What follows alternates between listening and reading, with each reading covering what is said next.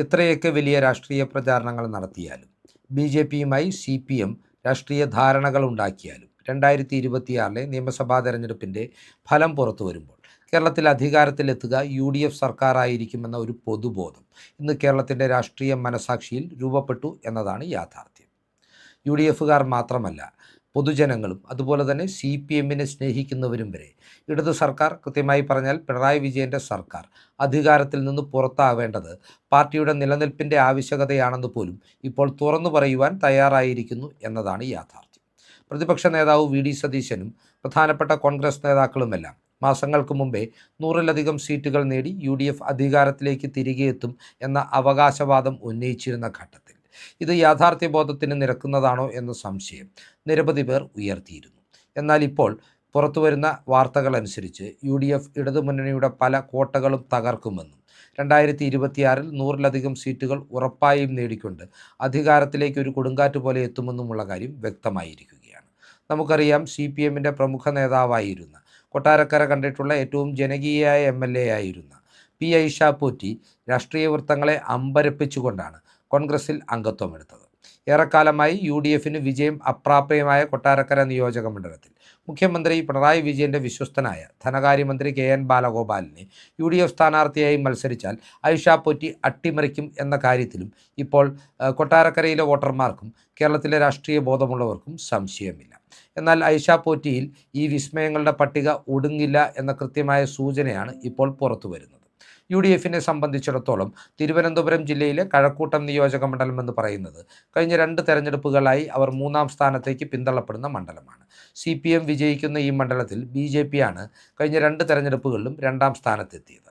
എന്നാൽ 2026 ഈ ചരിത്രം തിരുത്തി കുടിക്കുവാനും വേണ്ടി വന്നാൽ കഴക്കൂട്ടം തിരികെ പിടിക്കുവാനുമുള്ള ഒരു സുവർണാവസരം UDFന് ലഭിച്ചിട്ടുണ്ട് എന്നതാണ് യാഥാർത്ഥ്യം. നമുക്കറിയാം, കഴക്കൂട്ടത്തിൻ്റെ MLA എന്ന് പറയുന്നത് മുൻ ദേവസ്വം മന്ത്രി കൂടിയായ കടകംപള്ളി സുരേന്ദ്രനാണ്. സുരേന്ദ്രനെതിരെ കഴക്കൂട്ടം സ്വദേശിയായിട്ടുള്ള ചലച്ചിത്ര അക്കാദമി മുൻ ചെയർമാനും പ്രമുഖ നടനുമായ പ്രേംകുമാറിനെ കളത്തിലിറക്കുവാനാണ് ഇപ്പോൾ കോൺഗ്രസ് നേതൃത്വം തീരുമാനിച്ചിട്ടുള്ളത്. ആശാസമരത്തിന് പിന്തുണ പ്രഖ്യാപിക്കുന്ന നിലപാട് പ്രേംകുമാർ MA ബേബിയോട് പറഞ്ഞപ്പോൾ തന്നെയാണ് CPM അനുഭാവിയായിരുന്ന, ഇടതുപക്ഷ മനസ്സുണ്ടായിരുന്ന പ്രേംകുമാറിനെ ചലച്ചിത്ര അക്കാദമി അധ്യക്ഷ സ്ഥാനത്ത് നിന്ന് CPM നീക്കം ചെയ്തത്.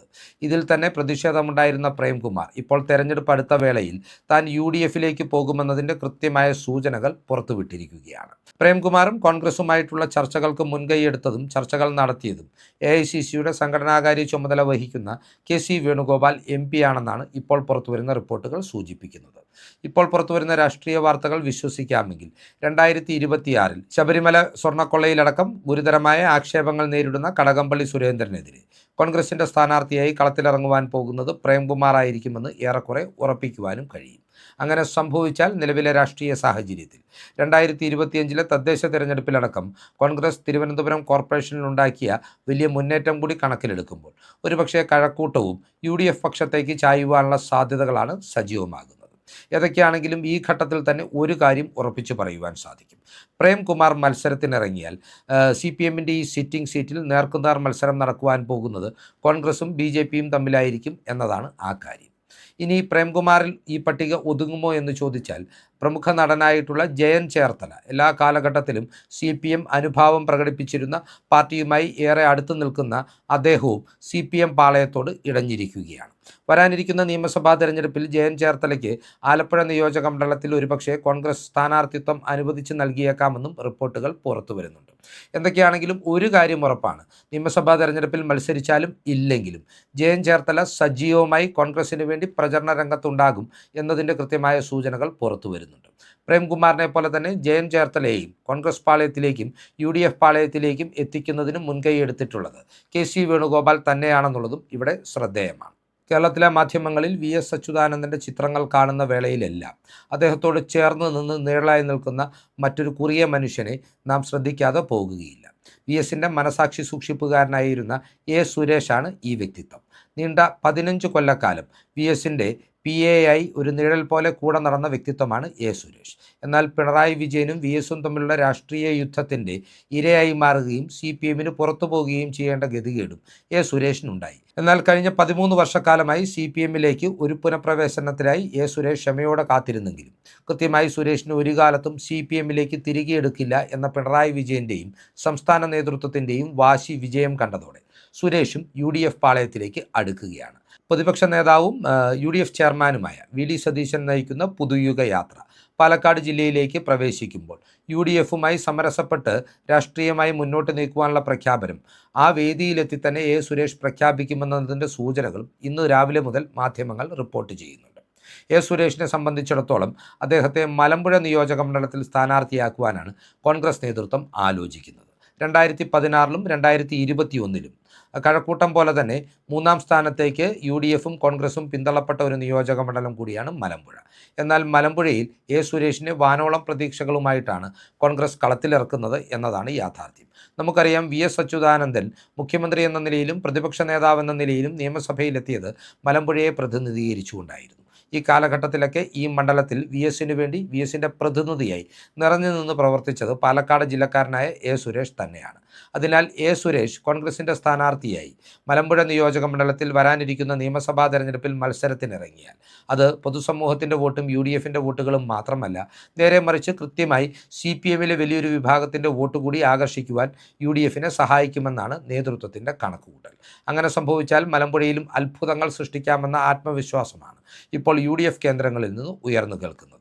എ സുരേഷിനെ UDFലേക്ക് എത്തിക്കുവാനായി നിർണായക പങ്കുവഹിച്ചത് VD സതീശൻ്റെ നിർദ്ദേശമനുസരിച്ച് BJPയിൽ നിന്ന് UDFലേക്ക് എത്തിയ സന്ദീപ് വാര്യരാണെന്നും റിപ്പോർട്ടുകൾ സൂചിപ്പിക്കുന്നുണ്ട്. ഏതൊക്കെയാണെങ്കിലും പ്രേംകുമാറിനെ പോലെ തന്നെ എ സുരേഷും 2026 നിയമസഭാ തെരഞ്ഞെടുപ്പിൽ BJP CPM പോരാട്ടം നടക്കുന്ന ഒരു മണ്ഡലത്തിൽ കോൺഗ്രസിൻ്റെ വിജയസാധ്യതകൾ ഉയർത്തിക്കൊണ്ട് സ്ഥാനാർത്ഥിയാകുമെന്ന വിശ്വാസത്തിലാണ് രാഷ്ട്രീയ വൃത്തങ്ങൾ ഇപ്പോൾ മുന്നോട്ട് പോകുന്നത്. പാലക്കാട് ജില്ലയിൽ തന്നെ നിർണായകമായ മറ്റൊരു വിസ്മയം സൃഷ്ടിക്കുവാനും കോൺഗ്രസ് ഈ ഘട്ടത്തിൽ ശ്രമിക്കുന്നുണ്ട്.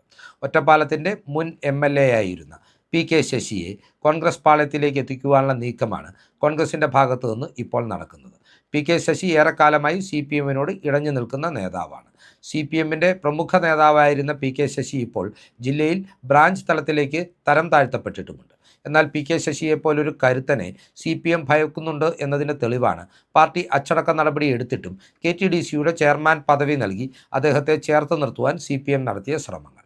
എന്നാൽ ഈ ശ്രമങ്ങൾക്കൊന്നും ശശി വഴങ്ങിയിട്ടില്ല എന്നും പാർട്ടിയിൽ ശക്തി പ്രാപിക്കുവാൻ തന്നെ അനുവദിക്കാത്ത നേതൃത്വത്തിനെതിരെ വരാനിരിക്കുന്ന നിയമസഭാ തെരഞ്ഞെടുപ്പിൽ ശശി കൃത്യമായ നീക്കങ്ങൾ നടത്തുമെന്നതിൻ്റെ സൂചനകൾ 2025 തദ്ദേശ തെരഞ്ഞെടുപ്പിൽ തന്നെ പുറത്തു വന്നിരുന്നു. നിലവിലെ രാഷ്ട്രീയ സാഹചര്യങ്ങൾ പരിഗണിക്കുമ്പോൾ PK ശശിയും ഒരു പൊതു സ്വതന്ത്രൻ എന്ന നിലയിൽ ഒറ്റപ്പാലം നിയോജക മണ്ഡലത്തിൽ നിന്ന്, അതായത് അദ്ദേഹം മുൻപ് പ്രതിനിധീകരിച്ചിരുന്ന നിയോജക മണ്ഡലത്തിൽ നിന്ന് UDFൻ്റെ പിന്തുണയോടുകൂടി മത്സരിക്കുവാനുള്ള സാധ്യതകൾ സജീവമാകുകയാണ്. അങ്ങനെ ഐഷാപോറ്റിയിൽ നിന്ന് തുടങ്ങി പ്രേംകുമാറിലൂടെ എ സുരേഷിലൂടെ PK ശശിയിൽ എത്തി നിൽക്കുന്ന വിസ്മയങ്ങൾ ഇനിയും അവസാനിച്ചിട്ടില്ല എന്ന സൂചനകളും പുറത്തു വരുന്നുണ്ട്. ഒരുപക്ഷെ CPM രാഷ്ട്രീയത്തിന് കനത്ത ആഘാതം നൽകിക്കൊണ്ട് മുൻ മന്ത്രിയും ആലപ്പുഴയിലെ തലമുതിർന്ന നേതാവുമായ G സുധാകരൻ പോലും കോൺഗ്രസ് പാളയത്തിലേക്ക് എത്തുവാനുള്ള സാധ്യതകളും ഈ ഘട്ടത്തിൽ തള്ളിക്കളയാനാവില്ല. സുധാകരനെ അനുനയിപ്പിച്ച് കൂടെ നിർത്തുവാൻ CPM നേതൃത്വം ശ്രമിക്കുന്നുണ്ടെങ്കിൽ പോലും വരാനിരിക്കുന്ന നിയമസഭാ തെരഞ്ഞെടുപ്പിൽ തനിക്ക് സ്ഥാനാർത്ഥിയാകുവാൻ താൽപ്പര്യമുണ്ടെന്ന് സുധാകരൻ തുറന്നു പറഞ്ഞതോടുകൂടി ആ സാധ്യതകൾ ഏറെക്കുറെ അവസാനിച്ചു എന്നതിൻ്റെ കൃത്യമായ സൂചനകളും പുറത്തു വരുന്നുണ്ട്. കാരണം അധികാരത്തിൽ നിന്ന് CPM പുറത്തു പോകുന്ന സാഹചര്യത്തിലും G സുധാകരൻ അമ്പലപ്പുഴയിൽ നിന്നും മത്സരിച്ചാൽ അദ്ദേഹത്തിന് വിജയം ഉറപ്പാണ് എന്ന കാര്യത്തിൽ രാഷ്ട്രീയ എതിരാളികൾക്ക് പോലും തർക്കമില്ല. അങ്ങനെ പിണറായി വിജയൻ വേദിയൊഴിയുന്ന ഒരു കാലഘട്ടത്തിൽ G സുധാകരന് പാർലമെന്ററി രാഷ്ട്രീയത്തിലേക്ക് പുനഃപ്രവേശം അനുവദിച്ചാൽ അത് ആലപ്പുഴ ജില്ലയിലെ CPM അധികാര സമവാക്യങ്ങൾക്ക് ഉണ്ടാക്കാവുന്ന മാറ്റങ്ങളും ചെറുതല്ല. അതിനാൽ തന്നെ ഇപ്പോൾ ആത്മാർത്ഥമായി കൂടെ നിർത്തുവാൻ ശ്രമിക്കുന്നുണ്ടെങ്കിലും സുധാകരനെ കൈയൊഴിയുവാനും വെട്ടിനിരത്തുവാനുമുള്ള നീക്കങ്ങൾ ആലപ്പുഴയിലെ CPMനുള്ളിൽ സജീവമായി രൂപപ്പെടുന്നുണ്ട്. അത് പുറത്തു വന്നാൽ പൊട്ടിത്തെറിച്ചുകൊണ്ട് സുധാകരൻ ഒരുപക്ഷെ UDF ക്യാമ്പിലേക്ക് എത്തുവാനുള്ള സാധ്യതകൾ ഇപ്പോഴും സജീവമാണ്.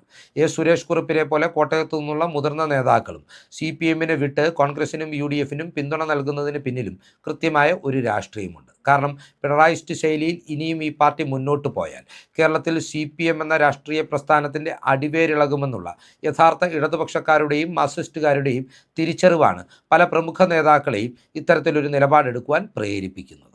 അതിനാൽ തന്നെ വിസ്മയങ്ങൾ ഒടുങ്ങുന്നില്ല എന്നും CPMന്റെ കോട്ടകൾ പോലും വരാനിരിക്കുന്ന നിയമസഭാ തെരഞ്ഞെടുപ്പിൽ തകർന്നു വീണ് UDF പിടിച്ചെടുക്കുവാനുള്ള സാധ്യതകൾ ഉണ്ടാകുമെന്നുമുള്ള രാഷ്ട്രീയ ചിന്തകൾ പ്രേക്ഷകർക്കായി പങ്കുവച്ചുകൊണ്ട് ഈ വീഡിയോ ഇവിടെ അവസാനിപ്പിക്കുകയാണ്. കൂടുതൽ രാഷ്ട്രീയ വാർത്തകൾക്കും വിശകലനങ്ങൾക്കുമായി ഞങ്ങളുടെ ചാനൽ സബ്സ്ക്രൈബ് ചെയ്യുക. നന്ദി.